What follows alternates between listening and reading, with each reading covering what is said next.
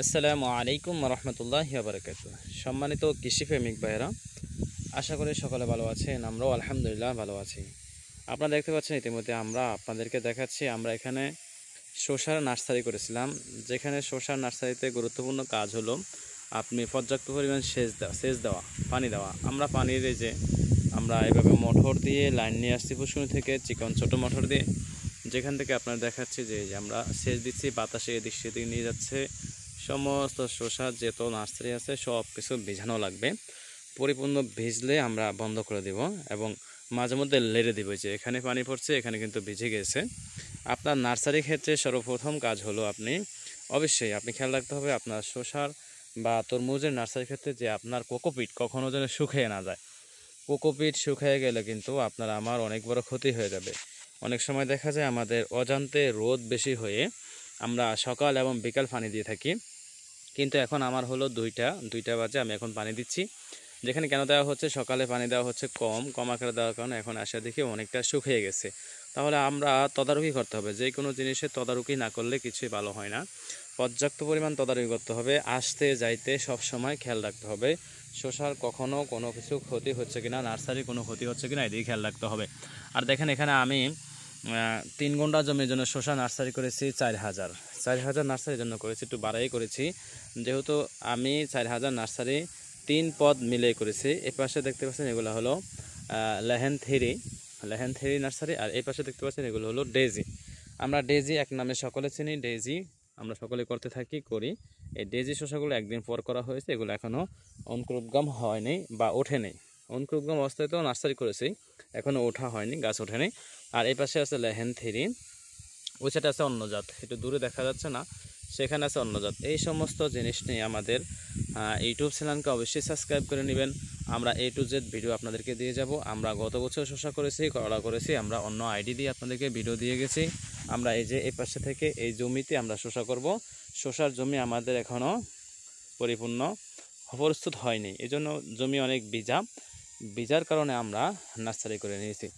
Nursery করার কারণটা হলো যে আমার জমি শুকাতে এখনও 8 থেকে 10 দিন লাগবে, মানে প্রস্তুত করতে, সমস্ত কাজ প্রস্তুত করতে, সার রাসায়নিক সব কিছু দিতে 8 থেকে 10 দিন লাগবে। যে কারণে আমি এখানে যদি নার্সারিতে আমাদের 8-10 দিন রেখে দিতে পারি, তাহলে এই চারাটা এই পাশে দেখতে পাচ্ছেন যে ছোট ছোট যে তার চারাগুলো আছে এই সাইজে চারা হয়ে যাবে। ঠিক আছে, এই যে আমাদের এই সাইডে অনেক চারা আছে, দুন্দুলের চারা, এটা আমরা নার্সারি করে নিয়েছি। আমার সকল কাজ কিন্তু আমরা নার্সারি করে করি, সুন্দর করে আমাদের বেড প্রস্তুত হয়, সারের অ্যাকশন যায়, তারপরে আমরা আমাদের নার্সারিতে কোকোপিট থেকে চারা বাহির করে রোপণ করি। তাহলে ভাই A to Z ভিডিও আপনারা শুরু থেকে পেয়ে যাবেন। আমাদের এই চ্যানেলে আরও ভিডিও আছে যেগুলো আমরা আপনাদেরকে দেখাবো, যে শসার অঙ্কুরোদ্গম ক্ষমতার জন্য আমরা কী কাজ করে গিয়েছি, এবং এই পর্যন্ত যে নার্সারি পর্যন্ত আসার জন্য যেই পর্যন্ত দেখতে পাচ্ছেন যে গাছটি কি সুন্দর করে উঠতেছে, কতদিনে উঠছে, এগুলো আমরা করেছিলাম বুধবারে করার পরে বৃহস্পতি শুক্রবারে এসে আমরা জমিতে বিছিয়ে দিয়েছি। আমাদের যেখানে নার্সারি রাখার জায়গা, আমরা এখানে মসজিদে কাজ চলে, সেখানে আমরা নার্সারি রেখেছি কিছুদিনের জন্য। এইখানে আমরা বুধবারে নার্সারি প্যাকেট, মঙ্গলবারে আমরা যখন অঙ্কুরোদ্গম ক্ষমতার জন্য আমরা মঙ্গলবারে দুপুরের দিকে আমি এই বীজটাকে প্যাকেট থেকে খুলে রোদ দেওয়ার পর থেকে মঙ্গলবারে রাত 10টা পর্যন্ত আমি এগুলাকে আবার ঠান্ডা করি, 2 ঘন্টা রোদ খাওয়ার পর ঠান্ডা করি। ঠান্ডা করার পরে মঙ্গলবার রাত 10টা এগুলাকে আবার ভিজায় রাখি। ভিজা রাখার পরে বুধবারে সকাল 9টার দিকে আবার এগুলোকেই পুটলি করার ক্ষেত্রে দেখা যায় পুটলি করতে করতে এটা অনেক সময় লেগে যায়। মানে আমরা পুটলির মাধ্যমে আনি, অনেকে মাটির তলে দিয়ে আনি, আমি মাটির তলে দিয়ে আনছি।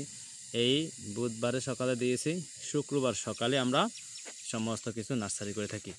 সমস্ত কিছু নার্সারির ভিতরে আমরা এখানে 4,000 নার্সারি 3,000ই শুক্রবার সকালে করেছি।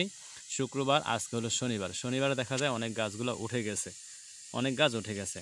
আর এই পাশে যে গাছগুলো দেখেছেন এগুলো একদিন আগেই করা হয়েছে, এই জাতটা একদিন আগে করা হয়েছে। তাহলে আমরা কয়দিন সময় পেলাম, যে এই গাছগুলোতে পেলাম যে সোমবার দুপুরে রোদ, রাতে ভিজান্তি, মঙ্গলবার পুটলি করা, বুধবার এভাবে কোকোপিটে দেওয়া, বৃহস্পতিবার থাকলো, শুক্রবারে নিয়ে আমরা মাঠে দিয়ে দিলাম। তাহলে মঙ্গল, বুধ, বৃহস্পতি, শুক্র, এই 4 দিনে আমাদের সমস্ত গাছগুলো অঙ্কুরোদ্গম হয়ে গেল। মাশাআল্লাহ, আলহামদুলিল্লাহ। এই পাশে দেখতে পাচ্ছেন এগুলার বীজ থেকে একেবারে ভিজানো থেকে 4 দিন বয়স, আর গাছ ওঠার বয়স হলো আজকে 1 দিন। 1 দিনই অনেক গাছ উঠে গেছে। মাশাআল্লাহ, আপনারা যদি অবশ্যই আমাদের চ্যানেলকে সাবস্ক্রাইব করেন, আমরা আরও আপনাদেরকে তথ্য দিয়ে দেবো ইনশাআল্লাহ।